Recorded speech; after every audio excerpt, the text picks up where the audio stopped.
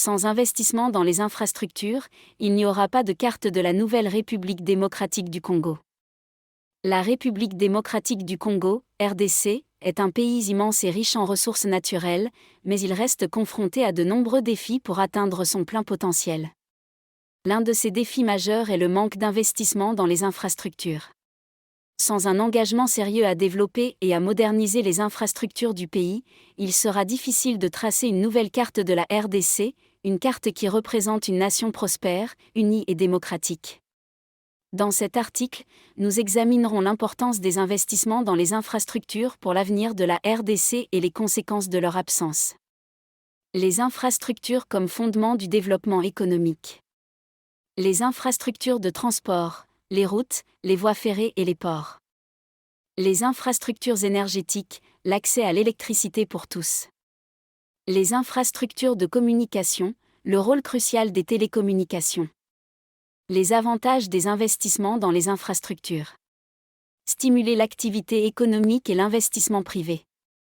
Réduire les coûts de production et améliorer la compétitivité. Favoriser l'accès aux services de base pour tous les citoyens. Les conséquences du manque d'investissement dans les infrastructures. Les obstacles au commerce et à la croissance économique. L'isolement des régions reculées et la marginalisation de certaines communautés. Les conséquences sociales et sanitaires. Les opportunités et les défis liés aux investissements dans les infrastructures en RDC.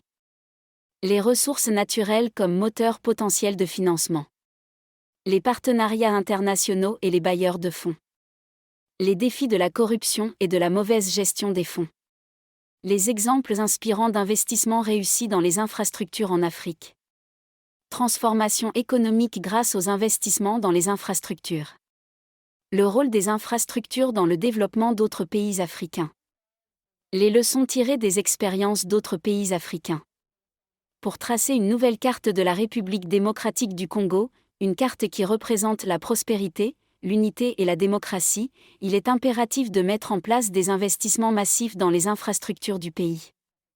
Les routes, les voies ferrées, les ports, les réseaux énergétiques et de communication sont les fondements sur lesquels repose le développement économique et social. En stimulant l'activité économique, en améliorant l'accessibilité et en favorisant l'accès aux services de base, ces investissements peuvent contribuer à réduire la pauvreté et à améliorer la qualité de vie de tous les Congolais. Cependant, des défis majeurs subsistent, notamment la mobilisation des ressources financières nécessaires et la lutte contre la corruption. Néanmoins, en s'inspirant des exemples réussis d'autres pays africains,